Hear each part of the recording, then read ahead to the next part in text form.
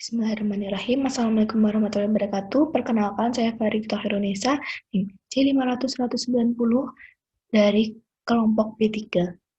Nah, di sini saya akan mempresentasikan hasil PowerPoint saya mengenai respon tubuh terhadap rangsang dari praktikum patologi anatomi. Yang pertama, kita akan mengenali adanya istilah inflamasi. Nah, apa sih inflamasi itu? Inflamasi atau peradangan merupakan mekanisme tubuh dalam melindungi diri dari infeksi mikroorganisme asing, seperti virus, bakteri, jamur, parasit. Pada saat mekanisme ini, sel-sel darah putih dan zat yang dihasilkan sedang melakukan perlawanan dalam rangka membentuk perlindungan. Nah, macam-macam inflamasi itu ada dua. Yang pertama adalah inflamasi akut dan inflamasi kronis. Yang pertama kita akan membahas inflamasi akut. Nah, tanda-tandanya sebagai berikut. Yang pertama adalah rubor atau kemerahan. Nah, dikarenakan adanya peningkatan aliran darah disertai stagnasi dan pelebaran pembuluh darah. Lalu yang kedua, adanya tumor atau yang kedua adalah adanya kalor atau panas.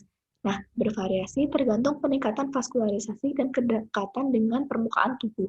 Lalu yang ketiga adanya dolor atau nyeri. Nah, interaksi kompleks antara proses fisik dan proses kimiawi itu menghasilkan adanya dolor atau nyeri. Lalu yang keempat adanya tumor atau bengkak, yaitu saat eksudasi perivaskular yang kaya protein, seberapa besarnya tergantung lokasi, proses, dan berat ringannya respon.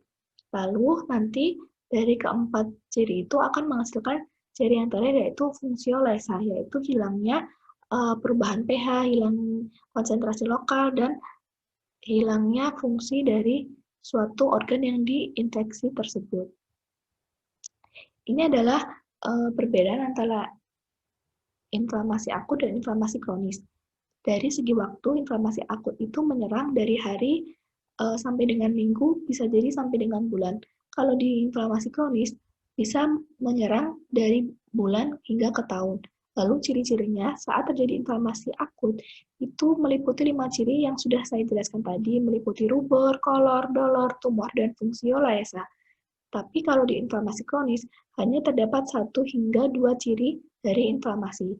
Lalu, dari segi mikroskopisnya terdapat adanya sel-sel PMN di inflamasi akut, tetapi di inflamasi kronis hanya terdapat sel-sel AMN, bisa juga dari sisa inflamasi akut itu tersendiri.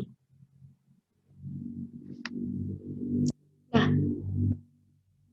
sebelum melanjutkan ke inflamasi akut appendix, saya akan menjelaskan sedikit tentang macam-macam inflamasi akut. Yang pertama ada seros, fibros, katarhal, supuratif, dan membranos, serta hemoragi. Kalau di inflamasi kronis, itu adanya seros, fibros, supuratif, dan granulomatus.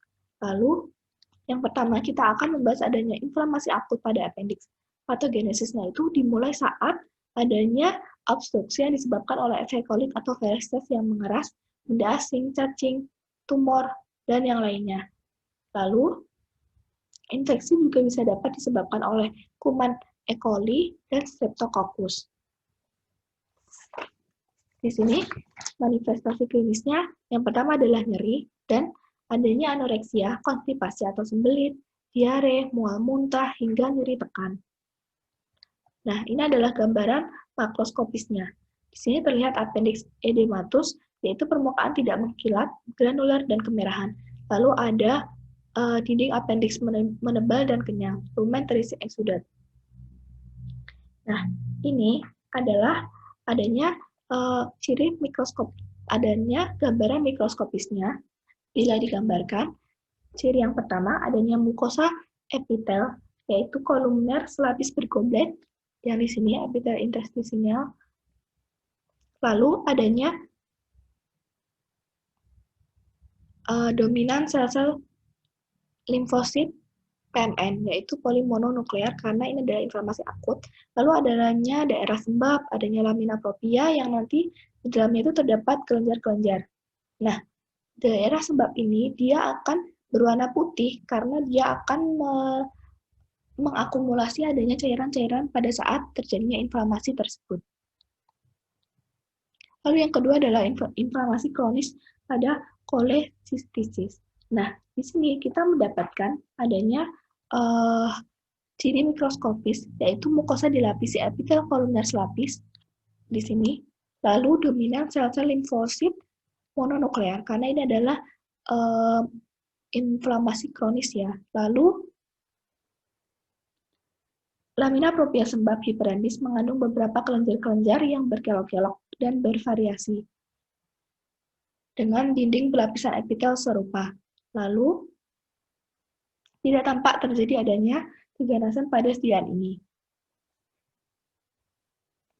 Nah, kemudian kita akan membahas adanya radang kronis eksaserbasi akut. Di sini kita akan mendapatkan adanya ciri yang pertama adalah daerah sembab, yang kedua hiperplasia sel limfosit, yang ketiga folikel limfoid dengan sentrum germinativum. Nah, ini sel-selnya itu bergabung adanya PMN dan MN.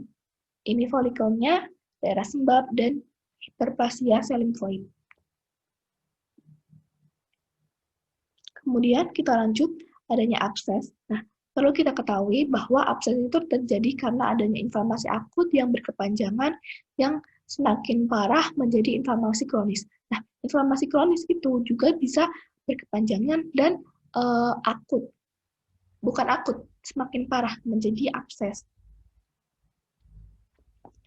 Ini adanya masa nekrosis serta stroma jaringan fibros yang sebab hiperemis tersebutkan difusi sel-sel radang leukosit PMN, limfosit, dan histiosit.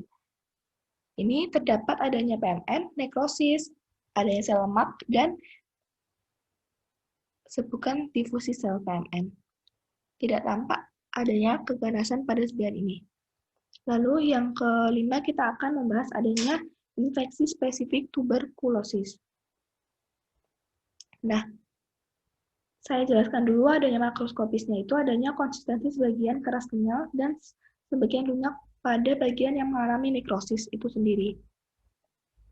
Di mikroskopisnya, kita bisa mendapatkan adanya gambaran khas, dimulai dari struktur granulomatus, ya ini yang besar ini, dan di tepinya ada epiteloid histiosit.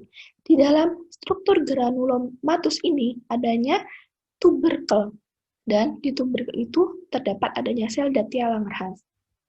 Jadi kita bisa mengetahui adanya ciri khas dari infeksi spesifik tuberkulosis ini sendiri.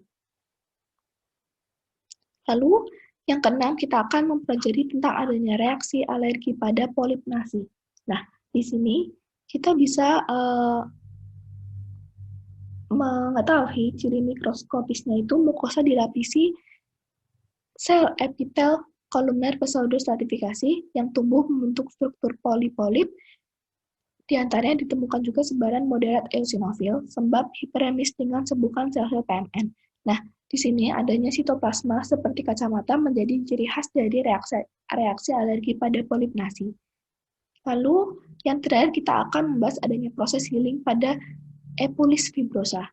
Nah, patogenesis dan manifestasi klinisnya gimana sih?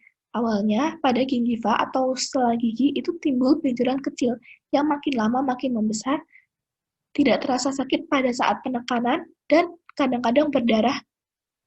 Lalu makroskopisnya kita bisa menemui adanya benjolan pada gingiva bervariasi, yaitu bisa permukaannya halus hingga bentuknya irregular atau sferis.